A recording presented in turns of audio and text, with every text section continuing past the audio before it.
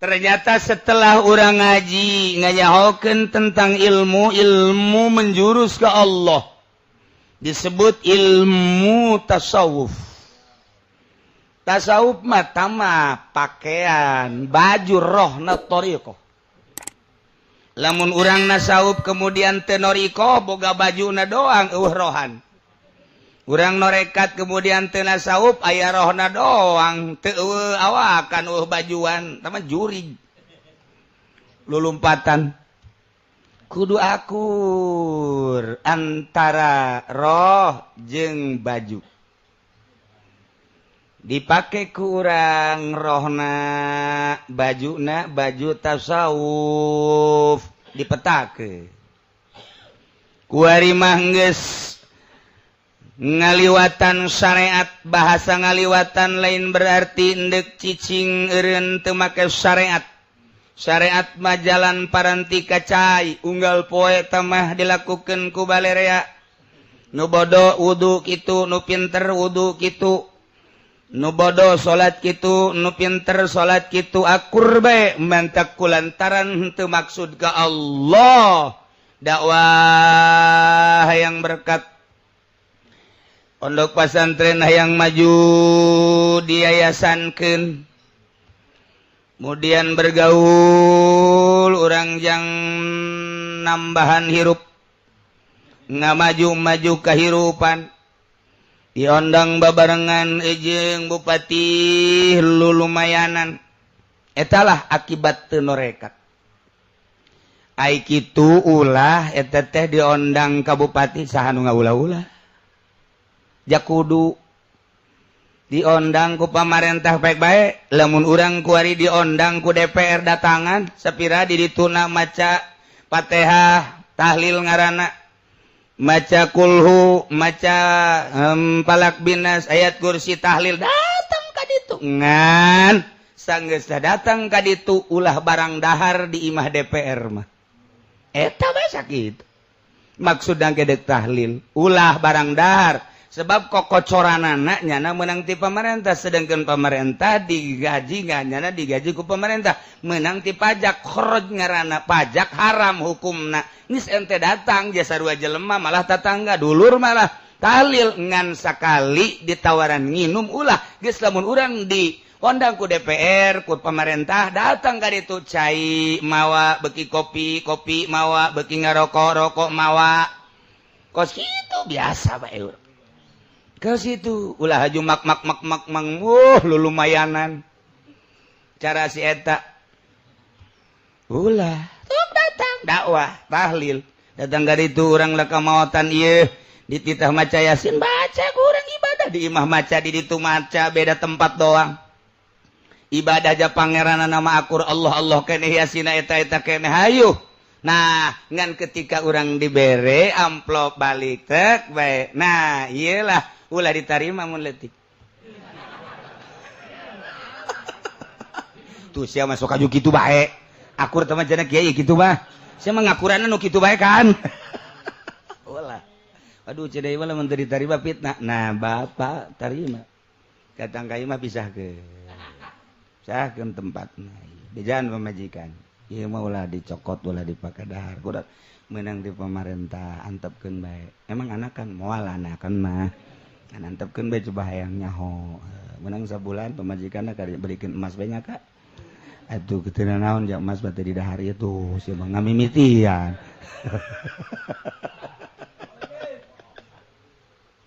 Hese bae hirup teh di dieu. Urang muasyarah mah pek bae aja urang mah atuh manusia makhluk sosial. Hubungan antara urang jeung manusia boro-boro antara urang pepada manusia jeung hewan ge urang aya hubungan. Tuh masalah pek baik diondang ku camat, diondang ku bupati, diondang ku gubernur. Ngan awas Allah ningalikeun. Neuleuna Allah ka qalbu wal qalbu mahallun nazri. Hate tempat neuleu Allah. Allah neuleu. Ya Allah ya Rabbi Gusti abdi diondang ku ari ka pendopo nyanggakeun sadaya-daya abdi nu Gusti. Meureun manen abdi diondang ge nyana aya kabutuh hayang dipangmacakeun Yasin supaya nagara ieu bareres. Ulah aya kukumaha abdi bade peduli Gusti Bupati ge hamba Gusti, PNS sadayana ge hamba Gusti, nyangakeun sadaya-daya abdi bade macakeun Yasin Gusti di pendopo baca. Ketika urang dirinya disuguhan ulah ngadahar. Buat henteu. Mangga ke henteu teh ieu nuju marules bae beuteung gitu. Aduh. Oh emang muhun buku kadi kita sih ieu heula ya dikerokan heula ku pemajikan duh. Teu pati akur. Osok ngopi henteu mun aya bungkus bae 2 kilo mah. Tama Habib Rozako tama tuh. Ulah kuat duh Gusti hampura sandes abdi tara ngopi Gusti Maha Uninga abdi mun rada puyeng-puyeng osok ngopi beuki abdi ka ngopi jahalal jeung sarada ngabantuan nisbat disim abdi mah ta kopi teh mun tas ngopi teh sok sarada calalenghar ngan kulantaran kokocoranna teh jelas Gusti pan al halal bayyinun wal haram bayyinun wa ma bainahum umurum mustabihat ku ayana sakitu abdi can jelas ieu teh kokocoranana ku ayana sakitu abdi bade nahan moal kudu barang dahar di dieu nyangakeun sadaya-daya ka Gusti abdi maka dieu teh sakadar kepedulian abdi terhadap bangsa jeung negara. Allah Maha Uning luhur teh jelema luhur kajian kumaha je asana dipacok Garuda teh budak. Oh, urusan keur ngaji urang nyaritakeun haram subat ieu bupati kos kitu nya dan gubernur kos negara kos itu keur ngaji ketika praktek teh kudu ngomong-ngomong urang praktek teh diundang ku bupati mangga ulah ngomong urang keur praktek Allah neuleukeun hate urang diundang urang ku DPR atuh sarua manusia nya ge lain babi lain anjing datang atuh ka tetangga urang masalah praktekkeun ulah ngomong sia mah loba haram ulah ngomong eta waktu praktek abdi datang rek tahlil kepedulian abdi sebagai tetangga sebagai pekawau abdi sebagai sahibul wilayah tapi abdi ngajaga soal paharaman Allah Maha Uninga urusan muamalahna urang jeung Allah nu Maha Uninga kitu praktek tasawuf mah lain haju haram sapeker praktek ieu mah isa peker haram ai duit pamarentah dilebok isa peker haram ai HP boga 5 malah boga showroom segala lain tasawuf mah ka Allah bagian batin tasawuf toriko karan ye atuh mantak sakikituna bae teu ngopenan batin urang diondang ayeuna ku hiji jelema renungkeun ku urang naon ieu usahana oh ternyata nyana usahana ieu di bank ai bank teh tempat riba datang urang jan udah dibaca Yasin datang jadi zikir komo ka tetanggaan jeung kaduluran eueuh masalah ketika urang ditawaran dahar jeung nginum ulah rada keur megah ye hampura bae sok Haji Pendi terus udah ngada teh lah kula malwa kaya emang kunaon ge henteu rada ieu wah Haji Pendi mah teu boga hitungan naon blak-blak aduh nyana mah teu boga perhitungan naon biasa bae malah ngaberkat di urang mah nyaritakeun beusi henteu khusyuk salat atuh aing geus biasa ieu teh khusyuk macam nyana teh eueuh nya utang itu geus kitu cenah mah ya teu biasa bae atuh emang setengah jelema ieu nyana mah tuh tuh teu kahartieun ku cenah mah nah eta lah oh paling ge kiai mah geus dahar tadi emang ceureuh geus nyana bae tungtu rumah kurang titah 2 kali nu haji bagian kula dahar kula waktu 2 kali asa ngeunaheun pan kana ditu pohara jasa tuh eta kikituanana nu hese ge urusan urang jeung Allah ulah loba mun keur ngaji meta waktu praktek teh ulah tah praktek ketersinggungan keur praktek cilaka ya itu biasa bae ngobrol atuh biasa bae ngarokok urang mawa urang ieu aya rokok dibere henteu ieu tama jangan Haji Pendi bae tuh dibawa ku nyana atuh jana bae nu gemuh mah tuh bohara urang nah eta muamalah urang datang ka mana kan keur ditinggalikeun ku Allah begitu datang ka imah bener sia horengan dendek bacakeun ayat-ayat aing bener haju sia ngajaga lantaran can jelas Allah naikeun derajat ronjat datang ka puncrot diragakeun ku Allah borosot hese ulah fanatik biasa siga nu nya bari henteu tasawuf aja lain kitu satungtung urang muasyarah bongan urang muasyarah ketika henteu cara abuya cidahu henteu beneran henteu beneran teh henteu bae cara aang nu henteu bae aang baden henteu bae lamun kuat kos kitu atuh kuatkeun henteu bae tatangga maot tanaon henteu pan abuya kula datang ka dinya harita asar jeung putrana Haji Aceng nu kuari di Kadulawang orang datang ka dinya aya nu maot hayang jasa tatangga di nyolateun tanu pertama nu kadua mah rantere kaduluran baru nyolateun nu pertama henteu nu aya di ditu bae terus bae di nungguan di dinya tah tatangga henteu bae henteu bae endahan aju kula dipanggil duk duh di tukang teh dia nanya endahan kos kitu henteu bae geus deuk tetangga deuk saha keur ka Allah ieu mah salah sabodo deuk nyalahkeun teh naon sebab aing mah keur ka Allah tuh ang badan henteu bae geus henteu ang nu henteu bae ai urang mah lamun henteu lantaran muasyarah ai daek sing bisa hate sing hade jaga. Oh, tinggal sarua bae anda. Adapun nu muasyarah bisa sarua, nu henteu bisa sarua. Ieu mah ongkoh henteu tapi cegekan. Ulah, teu loba omong buya sugan ngomong naon henteu. Ang badan sugan loba omong loba henteu biasa bae. Sebab tamu urusan pribadi. Hubungan jeung Allah ke besi timbul ujub, besi timbul takabur, hanas ku hanas. Siga nu heueuh horeng aya ujuban jang naon hartina ieu mah sorangan deuk ka Allah ku cara cicing geus biasa kitu lamun teu bisa lamun urang bisa muasyarah jaga hate ayo bae waktu bareng-bareng ngobrol jeung lurah ngobrol biasa bae jeung caw janjana ge jelema sarua ngan aya calingan dong seutik caling batin maksudna atuh biasa bae sing ada urang kagorowol tinggal kitu bae dijaga sok bae tak eta ngaranna deuk ka Allah ialah thariqah bajuna ngaranna tasawuf berangkat beat heula urang mah kulantaran encan beat atuh teu aya maksud jeung tujuan kan urang mah maksud jeung tujuan urang deuk ka Allah sarua ngan bersyariat eueuh anu ngabeat ketika urang beat sasalaman deuk ka mana sia deuk ka Allah catat asupkeun pelakeun di jero hate bahwa sia deuk ka Allah ti Allah ku Allah ka Allah pelakeun di jero hate ketika deuk galengkah deuk ka Allah deuk silaturahmi deuk ka Allah deuk salat deuk ka Allah deuk dagang deuk ka Allah deuk haji deuk ka Allah lamun deuk ka Allah urusan ruhanina sebab ruhani mah teu perlu dahar teu perlu nginum nu perlu dahar mah awak ruhani mah teu perlu jima ruhani mah teu pernah hees nu hees mah mata ieu ruhani teu pernah hees nu mantak ketika urang hees ruhani teu betaheun ngalayang keluar ngimpilah urang mun kapanggih jeung naon-naon ketika geus datang ka waktuna asup deui teu hees ruhani mah ti mimiti diciptakeun ku Gusti Allah ruh diasupkeun ka awak urang teu hees nu mantak aya impian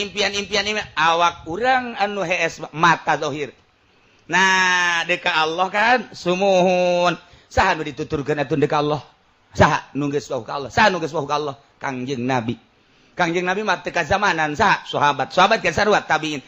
teu kazamanan saha atbat tabiin teu kazamanan saha tuh guru urang nu ngabeat urang sok tuturkeun eta urang nuturkeun guru urang sarua jeung nuturkeun guruna guru urang sarua jeung nuturkeun guruna urang saurang nuturkeun guruna guru urang sarua guruna guru tuh kan di kul nantak di Quran lagi kul in kuntum tuhibbunallah fattabi'uni yuhibbukumullah ente deuk ka Allah cak Kangjeng Nabi tuturkeun kula atuh Kangjeng Nabi nang geus eueuh sarua bae ente deuk ka Allah cak guru tuturkeun Kangjeng Nabi guruna geus eueuh deui ente deuk ka Allah tuturkeun guruna anu ngaguru ka Kangjeng Nabi atuh terus bae pa guru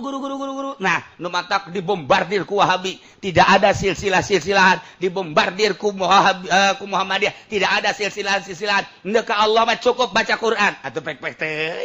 ngan datang ka mana coba nyana kekuatan beatna mal bisa urang kan nuturkeun guru tah mulai nah ti mimiti dunia kudu ditinggalkeun cak guru kemudian makhluk kudu ditinggalkeun nu mantak guru tarekat sok macem-macem tinggalkeun dunia ku sia nya guys makhluk tinggalkeun nya sia boga pamajikan boga neula aing Sigi bagus tah pamajikan sia. Tinggalkeun tah pamajikan sia. Ayo, jangan aing. Guru tarekat oplok. Goblok teh guru tarekat. Hibahkeun ka aing. Aing kan guru sia. Aing resep ke pamajikan sia bahenon. Aduh, ya guru tarekat mikung ieu mogos ge. Tuh, aya guru tarekat boga pamajikanna 12. Bogus halal jak nyelet ya guru tarekat mah geus usul ilallah. Usul ilallah itil tah matuh. Lain ilallah datang ka 12 mah. Beblok tah guru tarekat. Teu kumaha nuturkeun anak tuh. Ye, titah ul ngelingitkeun nafsu pugunya anak ambaleh jeung nafsu. Mulai urang dika Allah kendek dituntun ku guru urang lantaran guru urang mah geus wauh kalawang Gusti Allah pernah asup nungtun murid-murid dan nuker dicekelan ku setan ku iblis ge ditoelan ku guru nayu ka dieu hayu ka dieu sakedeung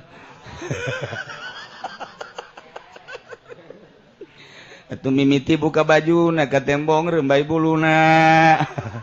Oh, buah jagong bego. Aduh, Gusti Allah nu agung sia mah kadinya bae sih pikiranna ngeres. Nah, ditungtunlah ku guru sok, guru nungtun hudangnya mun peuting etalah lantaran orang can bisa asal hudang behelanan mandi wudu salat 2 rakaat kitu baheula sok berangkat engke dibere maca sholawat heula lantaran Kangjeng Nabi teh nu boga kuncina urang teh titah nuturkeun kangjeng teh uswatun hasanah lobakeun maca sholawat abeh gemburiah bagus sok geus loba maca sholawatna terus ditungtun ku guru ulah kieu eta teh naon ngalepaskeun nafsu ngan ai ku ceramah mah ku pidato urang unggut-unggutan praktekeun tentu lalaunan sakaligus kuru ujianna henteu langsung titah puasa henteu sebab naon akhir zaman ai baheula mah lantaran mundal kayakinanana cicing sia ulah dahar ieu baheula mah kitu tah bere pagawean ieu ai ku ari mah lalaunan bae kieu baheula wiridna ieu sakaligus ambalayah moal bisa sok laun heula lantarannya na pernah ditungtun ku guru bisa nungtun batur ketika urangan maca kitab doang ndek nungtun kumaha aja urang kita pernah praktek meraktekeunana nu hese ieu teh deuk ngaleungiteun nafsu nu sabenerna mah ngan digulugat galigutkeun kieu lah ka dieu lah ujung-ujungna mah deuk ngaleungitkeun nafsu sabenerna mah ngan digulugat galigutkeun lantarannya na keur gupak di nafsu kebo lamun keur gupak urang dipaksa ye kita hanjak wow eta teh buntutna sing hade buntutna kupat kapit plak bae dila perlu nyana ngapit anu nungtun kebo ieu ulah antep ke lalaunan endek ngaleungitkeun nafsu nah ke diarahan kiraha ieu kan can lemah mamal bisa encan lemah mamal bisa kudu nemah heula ditambahan ku urang ku meraktekeun salat ujung-ujung namakan ieu teh deuk ngaleungitkeun nafsu supaya salat ngeunaheun urang datang ka jam ieu detik ieu menit ieu can bisa salat ngeunaheun kulantaran naon encan sadarna bahwa urang keur salat panunggunaheun mah urang teh sadar jasa bahwa urang keur maca Fatihah urang teh sadar keur maca subhana rabbiyal azim wa bihamdihi urang teh sadar moal bisa sadar lamun teu hadir Gusti Allah jak kasadaran eta teh urang teh dibarengan ku rasa hadir ka Gusti Allah kamari mah kapan asa dideuleukeun doang ku ari mah asa hadir Gusti Allah ai neuleukeun mah kapan ai Allah mah di mana bae ge bisa neuleu tanpa make empanon Gusti Allah ku ari mah asa hadir Gusti Allah teh deuk kahadirkeun Gusti Allah di diri urang kamana tuh Gusti Allah dihadirkeun kapan Allah teh al-huwal awwal wal akhir wal zahir wal batin Allah teh nu maha awal Allah nu maha akhir Allah nu maha zahir Allah nu maha batin zahir jeung batin teh Allah mulai ngarenungkan urang oh zahir Allah batin Allah berarti nu zahir Allah nu batin Allah endek dihadirkeun ka hate urang teh guru teh meta Allah teh az-zahiru wal batin ditambahanku wa innallaha ma'ana wa huwa ma'akum aina ma kuntum di urang deuk ka Allah ya Allah na di mana di diri urang cahayana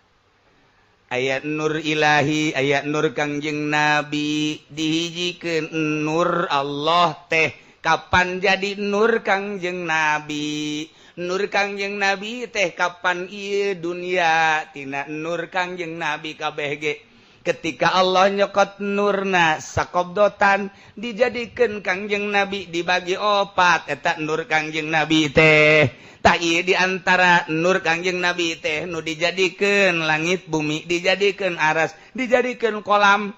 wabah ieu teh teu kaluar ti nur kangjeng nabi urang hadirkeun heula nur kangjeng nabi di diri urang sorangan ku cara lobakeun maca sholawat moal hadir nur kangjeng lamun urang teu maca sholawat ka jeung kumaha ge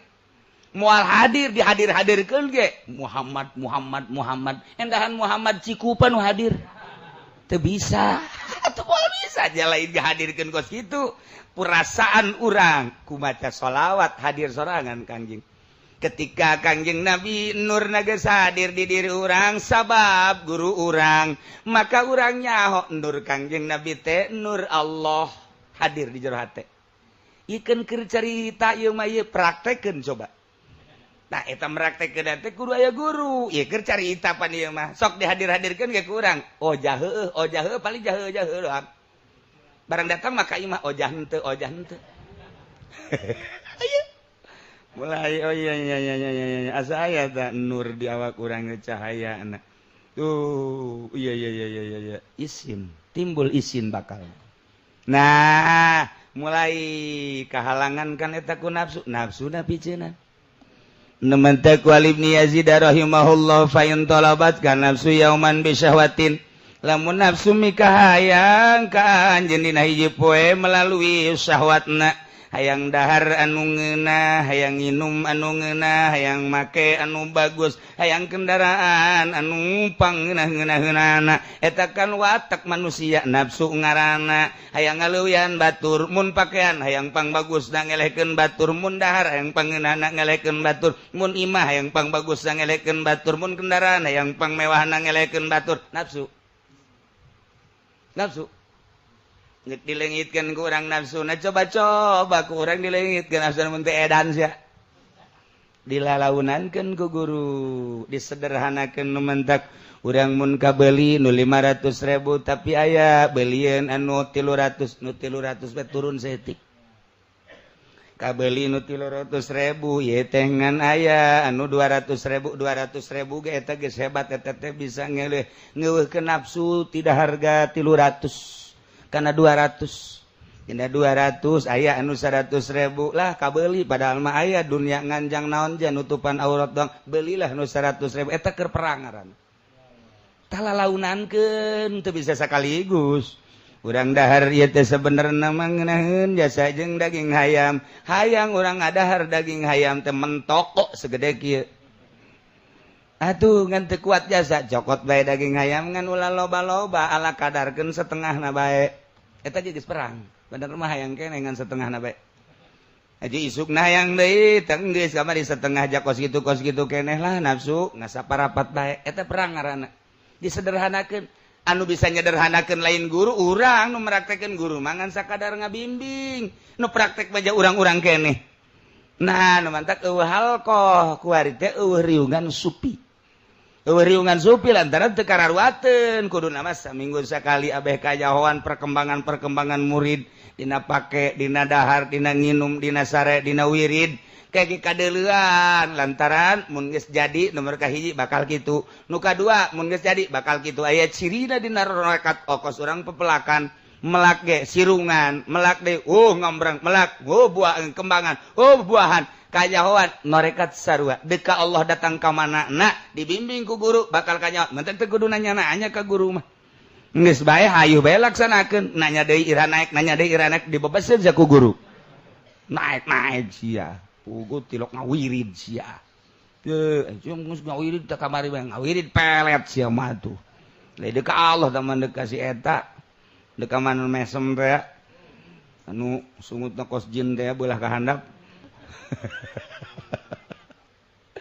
talabat kana suyauman misyawatin wa kana ilayya lil khilafi tariqun ayalah jalan untuk nyulayaan kana nafsu hayangna ka kaler nafsu sulayaan urang ka kidul nafsu hayang ka kulon sulayaan urang ka wetan nafsu hayang baju nu eta nu beureum urang beulikeun nu hideung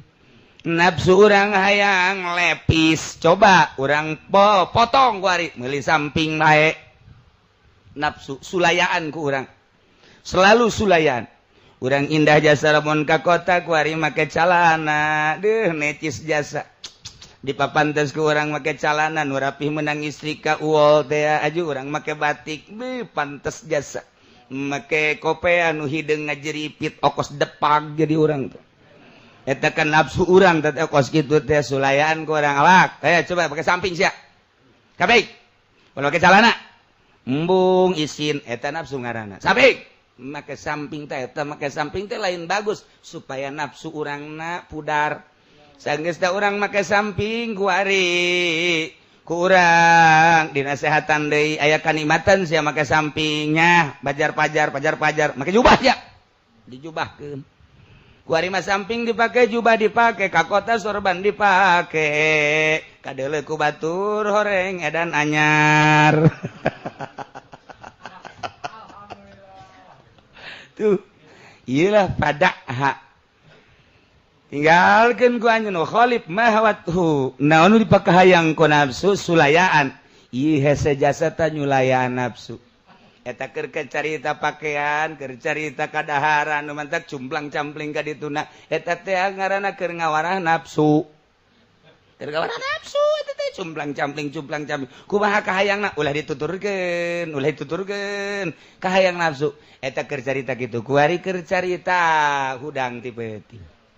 urang rep sare jam 10 hudang jam 1 atau jam 2 cek nafsu urang teh cek nafsu bo atuh ieu lamun urang hudang mah isukna bakal tunduh engke jadi penyakit nafsu ngaranna urang dinasehatan ku watek sulayan oh kahayang nafsu mah ieu teh SD urang hudang nafsu diwarah ku aing sia pandian ku aing sia kuari maca sholawat salat dan lain sebagainya ibadah lah isukna pasti tunduh kajen tunduh kakak saeuti isukna kitu deui istiqomahkeun ku urang kadituna moal kadituna beuki berat bebejakan ka guru jageuninganan dipaksakeun hudang peuting ge capek jageuninganan jadi penyakit oh atuh sia mah ngerasa sia kan bejakeun ka diri sia aing teh ka Allah gitu sedengkeun awak urang teh dadamelan Allah jaloba wali Allah nu geus dibere kuat mah jameunang nyieun Allah tunduh nang nyieun Allah tina nafsu teh balikeun ka nu bogana Gusti abdi teh kitu hayang ka Gusti jaloba geuninganan hamba Gusti nu geus usul ka Gusti teh geuninganan teu kudu sarare ge geuning kuat atuh bere abdi sacakslak kekuatan Gusti ja abdi ge sami-sami bade ka Allah ieu lain nu abdi awak teh mata nu Gusti ceuli nu Gusti awak anu Gusti nyanggakeun sadaya-daya bejana wa unu geus usul ka Allah mah cukup ku subhanallah ge kuat bae abdi mah kadanan ku kitu ulah dibere tunduh bae pasrahkeun diri urang janu Allah isukna bakalna kuat urang hees bae kajeun ku kumaha kuat